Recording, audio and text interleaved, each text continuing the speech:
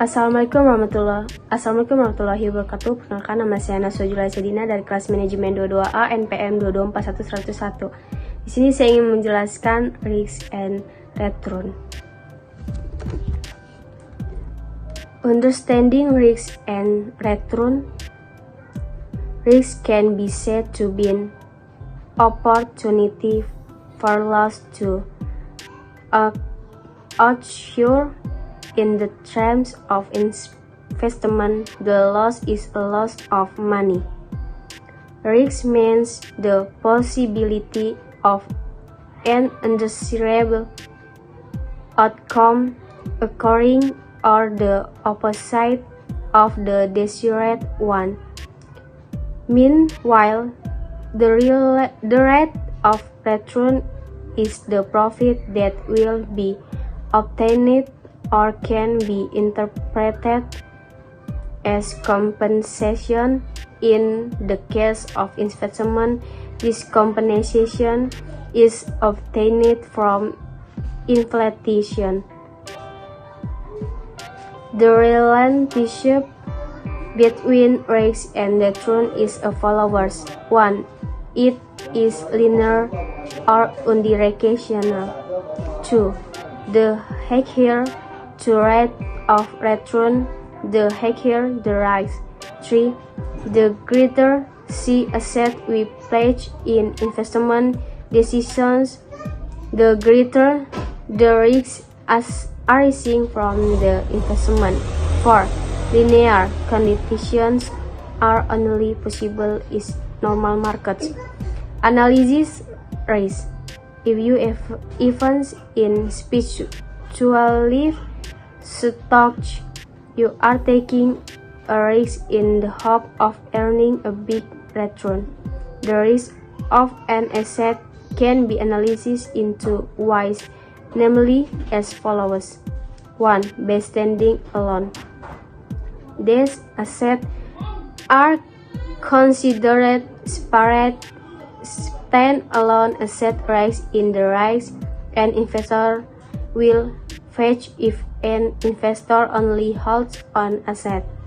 Most assets are held in portfolios, but is useful for understanding risk in portfolio context.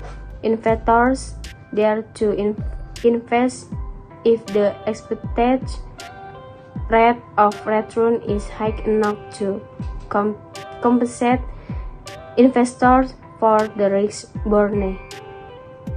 2. Based on the number of portfolios. This asset is considered one of a number of assets in the portfolio, so risk and return have a close relationship. If you expect a high rate to return, then you must also be prepared for the risks you have to bear. If you expect big profits, then you must also be prepared for chance of big losses. In the financial industry, there is a term that says high risk brings about fixed returns, which can be interpreted as the high risk borne will bring about the opportunity for large return as well. Return type. Several types of return that are commonly known in the investment world are: 1. Interest return. This is return received from investments such as bonds or deposits. These are periodic payments made by borrowers to financiers in return for the use of their money. Dividend return. This is return given by the company to shareholders as part of the company profits. Dividends are usually paid periodically, and shareholders can choose to utilize them or reinvest them. 3. Capital gains return. This is the profit earned from selling an investment asset such as shares of property at a higher price than the initial purchase price. This return can be short-term or long-term, depending on the investment period. Risk type. Several types of risk that investors need to understand are market risk.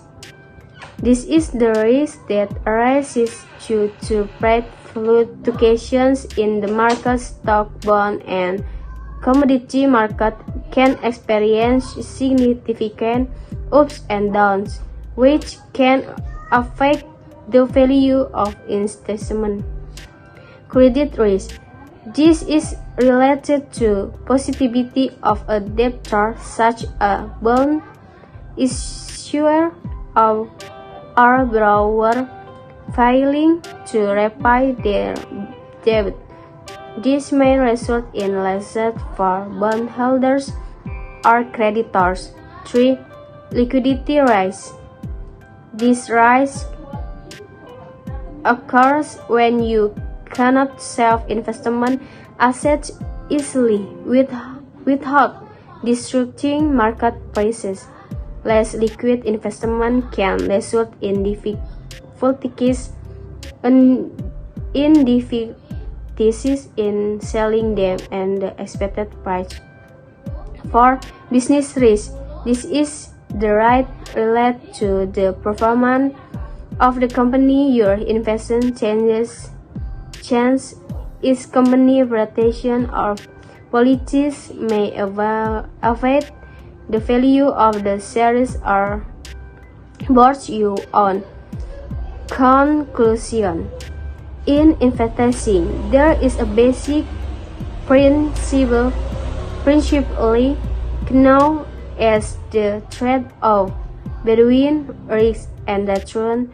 This means that the higher the risk you take, the greater the financial return you can earn, but also the greater the risk of loss. On the other hand, safer investments usually have a lower potential return. It is important to remember that every investor has different risk profile and investment strategies should be tailored to their individual financial goals and risk tolerance. Diversification or spreading investment across different types of assets is also often used to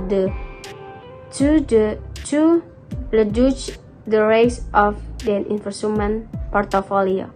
Thank you.